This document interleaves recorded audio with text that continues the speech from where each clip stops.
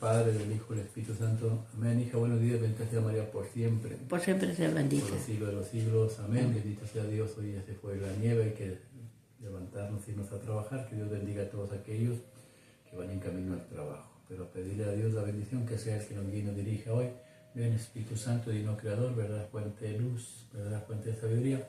Derrame mi intelecto de una luz y disipa de mí la oscuridad que me cubre, la del pecado, la de mi ignorancia, y concede una mente penetrante para comprender, una memoria retentiva, un método infalible, lucidez para aprender y grande abundancia de gracia para expresarme. Dirige, guía y agua eterno, la hora que Jesús nos ha encomendado. Por Jesucristo nuestro Señor. Amén, amén y amén.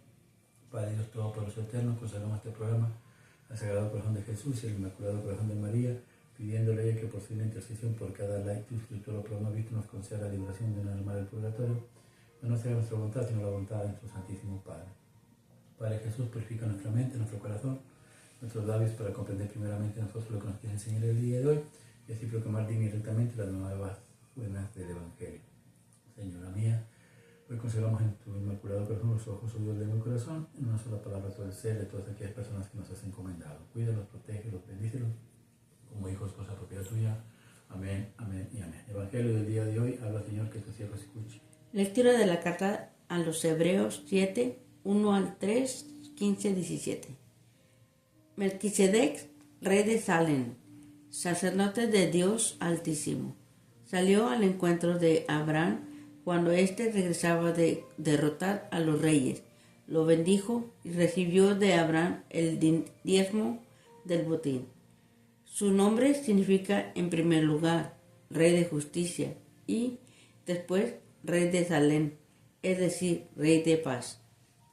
Sin padre, sin madre, sin genealogía, no se menciona el principio de su día ni el fin de su vida. En virtud da semejanza con el Hijo de Dios, es sacerdote perpetuamente. Y esto resulta mucho más evidente si surge otro sacerdote a semejanza de Melquisedec, que no ha llegado a hacerlo en virtud de una legislación carnal, sino en fuerza de una vida imperecedera, pues está atestiguado: tú eres sacerdote para siempre, según el rito de Melquisedec. Palabra de Dios, te alabamos, Señor. Salmo de hoy, 109.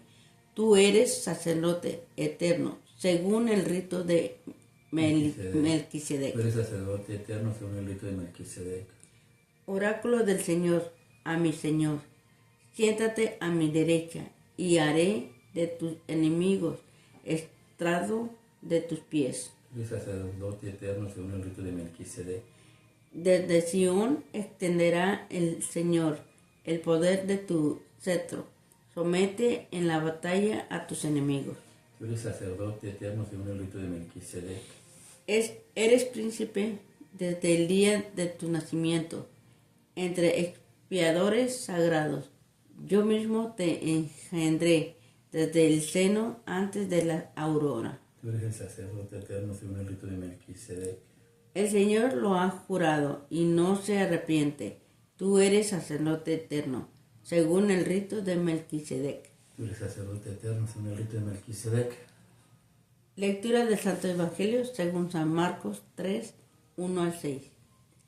En aquel tiempo Jesús entró otra vez en la sinagoga y había allí un hombre que tenía una mano paralizada. Lo estaban observando para ver si lo curaba en sábado y acusarlo. Entonces le dice al hombre que tenía en la mano paralizada: levántate y ponte allí en medio. Y a ellos les pregunta: ¿qué está permitido en sábado?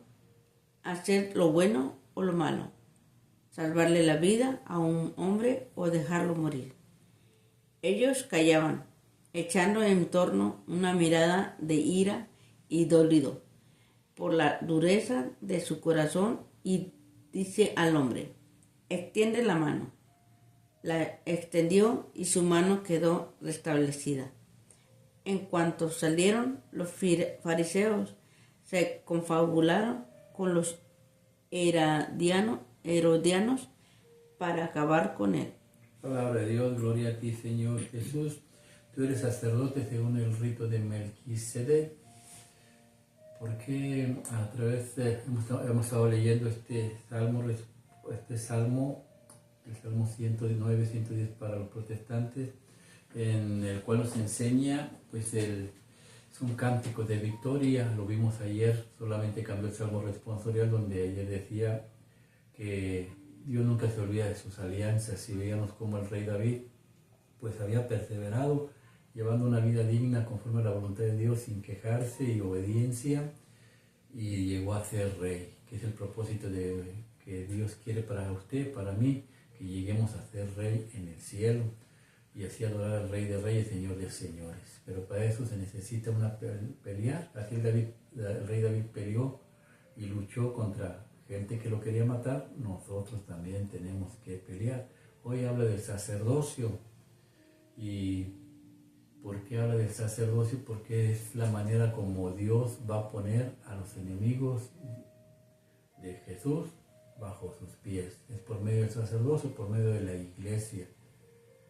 Existían dos tipos de sacerdocios: el sacerdocio del pueblo de Leví, pero ese no fue eterno, según la palabra de Dios, tuvo que ser cambiado. El libro de Hebreos lo dice en el versículo 11 de este mismo capítulo, que no nos llevaba a la perfección, no era perfecto, sino tenía que venir otro y ser cambiado. Y este es el sacerdote por medio de Melquisedec, y es que ofrece al Señor pan y vino. Dice la palabra de Dios que leímos en el primer libro, que Abraham, después de pelear 5 batallas contra 5 reyes, le salió al encuentro Melquisedec, el sacerdote, y Abraham le dio el diezmo y él recibió la bendición de Melquisedec. ¿Qué podemos aprender de ello? De que Melquisedec, rey de justicia, rey de Salem, rey de paz, este sacerdote nos quiere llevar ¿a dónde? A la justicia, a la santidad, a tener paz, paz en el espíritu. La pelea se gana por medio de paz. El diablo siempre va a querer tener controversias, peleas, que usted se enoje, que usted discute, que usted alegue, que usted no esté en paz. Por eso en la misa el sacerdote siempre empieza: la paz del Señor esté con ustedes. Porque es como se ganan las peleas. Jesús lo golpeaban, lo escupían, pero usted ve y nunca se enojó, nunca discutió, nunca alegó. Eso se trata este sacerdocio, de llevarnos a esa justicia, a esa paz. ¿Y por qué Abraham le dio el diezmo si Abraham no lo conocía? Porque Abraham sabía una cosa, que esta pelea de llegar a la paz solo la gana por medio de Dios. Y que la pelea que Abraham había tenido contra los 5 reyes, con 300 soldados, no era posible. Lógicamente, peleando no ibas a ganar, solamente con la ayuda de Dios. Y es con la ayuda de Dios como Abraham vence a aquellos 5 reyes, y él reconoce esto, le da el diezmo a este sacerdote, Melquisedec, y él recibe la bendición. ¿Qué le dio de bendición? El cuerpo y la sangre de Cristo. ¿Por qué? Porque el cuerpo y la sangre de Cristo, el pan y el vino, es el que nos ayuda a liberarnos de nuestros enemigos. Por eso en el Evangelio Jesús nos muestra lo siguiente: mira, habla Señor que tu siervo escucha. Evangelio del día de hoy, habla Señor que tu siervo escucha. En aquel tiempo Jesús entró otra vez en la sinagoga. Entra Jesús nuevamente a la sinagoga, que era el lugar donde se leía la palabra de Dios. En la actualidad los judíos no tienen templo, no tienen sacerdote, no tienen culto. ¿Por qué? Porque no creyeron en Jesús. Jesús les dijo: no quedará piedra sobre este templo, y ya no tienen templo, ya no tienen culto. El único culto que existe es la Iglesia Católica. ¿Por qué? Porque son sacerdotes eternos. Los sacerdotes de Leví recibían el diezmo, pero ellos morían. Los sacerdotes de Melquisedec, Abraham, dice la palabra de Dios, Abraham, y los sacerdotes de Leví estaban en el lomo de Abraham, diezmando llamando Melquisedec, que nos enseña que los sacerdotes católicos, esos son para toda la eternidad. Y por eso los únicos que tienen el culto es la Iglesia Católica. Estaba Jesús enseñando. Acuérdense que para poder liberarnos del enemigo, de las aflicciones, de los dolores y sufrimientos, es por medio de ¿qué? De la palabra de Dios. Pero esto no le gusta a Satanás y por eso mire lo que pasó. A la Señor, que tu siervo escuche. Y había allí un hombre que tenía una mano paralizada. Lo estaban observando para ver si lo curaba en sábado y acusarlo. Dice la palabra de Dios. Esta gente en contexto llevaron a este señor, lo encontraron en otra tribu, lo trajeron y sabían que estaba paralítico. Lo pusieron sobre la mano, sobre las bancas cerca donde Jesús lo pudiera ver. ¿Para qué? Estaban observando qué es lo que Jesús iba a hacer. Lo que querían era que Jesús cometiera un error y así poder crucificarlo y asesinarlo y deshacerse de él. Al diablo no le gusta que usted aprenda palabra de Dios, por eso quiere de miles de maneras quitar a la Iglesia Católica de la presencia de este mundo. ¿Para qué? Para que usted no sea liberado. Este hombre está paralizado, muchos de nosotros estamos paralizados, uno de las manos, uno de los pies. ¿Por qué? Porque el pecado nos paraliza, nos impide acercarnos a Dios. Estamos hablando espiritualmente, aunque también físicamente Jesús puede sanar porque Él es Dios. Pero las aflicciones que Jesús se fija más son las del corazón, las del alma, las que nos impiden no tener paz. Porque teniendo paz, el diablo ya no puede con nosotros y por eso empieza la pelea. Y Jesús les va a hacer una pregunta. Mire, habla, Señor, que tu siervo escucha. Entonces le dice al hombre que tenía la mano paralizada: levántate y ponte allí en medio. Y allí les pregunta: ¿qué está permitido en sábado? ¿Hacer lo bueno o lo malo? ¿Salvarle la vida a un hombre o dejarlo morir? Dice la palabra de Dios. ¿Qué está permitido en sábado? Sábado, ya lo vimos ayer, para el pueblo judío, Shabbat también significa reino de los cielos. Y Jesús es el reino de los cielos. Por eso aquí está presente el Shabbat y Jesús. Es el 7, Él es el séptimo día, Él es la perfección, Él es la santidad, el reino de los cielos. Y Jesús le pregunta a los judíos: a ver, venga usted, trae primero al enfermo y le dice: a ver, ¿qué está permitido en el reino de los cielos? ¿Qué está permitido? Dar, curar, ¿o cómo? Sí. ¿Salvarle la vida a un hombre o dejarlo morir? Antes. ¿Hacer lo bueno o lo malo? Hacer lo bueno o hacer lo malo. ¿Qué está permitido en el reino de los cielos? Pues hacer lo bueno. Los sacerdotes fueron puestos en la iglesia para hacer lo bueno. Y usted se preguntará entonces, ¿por qué hay sacerdotes malos? Porque usted lo está viendo aquí. Dentro del mismo pueblo de Dios había fariseos, saduceos y escribas que lo que querían era ¿qué? Matarlo. Matar a Jesús. Y así en la actualidad hay sacerdotes malos que quieren matar a Jesús en Eucaristía. ¿Por qué? Porque fueron puestos ahí en 1930, a partir de 1930 el pueblo comunista ruso puso muchos sacerdotes jóvenes ahí para que crecieran dentro de la Iglesia Católica, comunistas. ¿Para qué? Para que dentro de la Iglesia atacaran al cuerpo bendito de Dios. ¿Cómo se dieron cuenta? Porque una monja que también había sido puesta ahí se enamoró de Cristo y fue y confesó ante un obispo y le dijo lo que había pasado y lo que habían hecho, y el obispo no le dio la absolución. Le dijo que para poder tener perdón tenía que confesar ante todo el mundo, y fue lo que hizo esta monja. Después parece que ya murió, pero confesó ante todo el mundo que ella había sido puesta por los comunistas para atacar a la iglesia, dentro de que crecieran ahí y que fueran creciendo y aumentando de puestos. ¿Para qué? Para que el día de mañana pudieran destruir la iglesia desde adentro.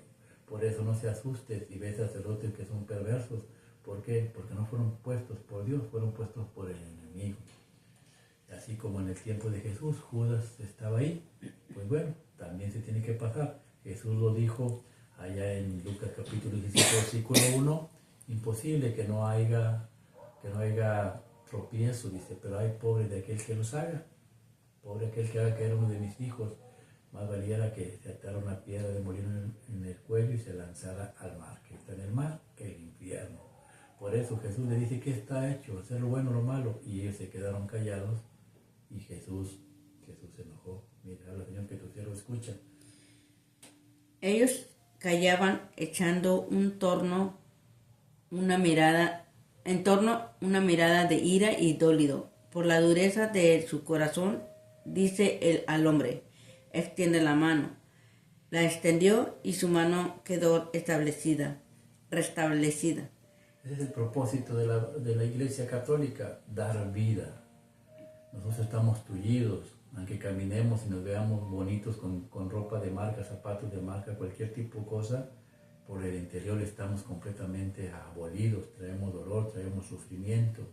Y el propósito de Dios Iglesia y Dios Sacerdote es darnos la paz, y nos la da ¿cómo? Con el cuerpo y la sangre de Cristo. Ponte aquí en medio y le dice, levanta tu mano. ¿Por qué? Porque la mano es hecha para levantarla, para adorar al Señor. Este hombre no podía adorar al Señor, no podía recibir las bendiciones porque no podía extender la mano.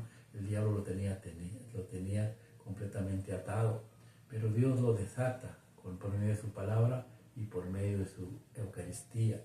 Lo libera, lo sana, y ahora él puede dar honra y gloria a Dios.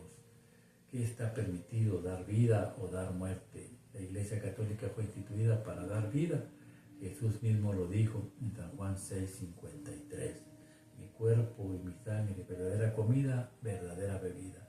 El que come mi carne y bebe mi sangre tiene vida y vida en abundancia. Y yo estoy en común unión con él. ¿Por qué? Porque yo soy sacerdote, según el rito de Melquisedec, para toda la eternidad. Que así sea. Vaya y aliméntese del cuerpo y la sangre de nuestro Señor Jesucristo. ¿Para qué? Para que sea desatado y liberado de todas las aflicciones que en su corazón hay. Que Dios te bendiga y te guarde, que haga resplandecer su rostro sobre ti. Que Dios te muestre su rostro, que te conceda su favor, y que el día de mañana Dios Todopoderoso y Eterno te conceda la paz en el corazón, que no la da ninguna cosa en el mundo, solamente Cristo nuestro Señor. Ve, recíbelo y dile cuál afligido está tu corazón, y se cumplirá la palabra. Él sanará y te dará vida, y vida en abundancia. Que así sea. Dios los bendiga en el nombre del Padre, del Hijo y del Espíritu Santo.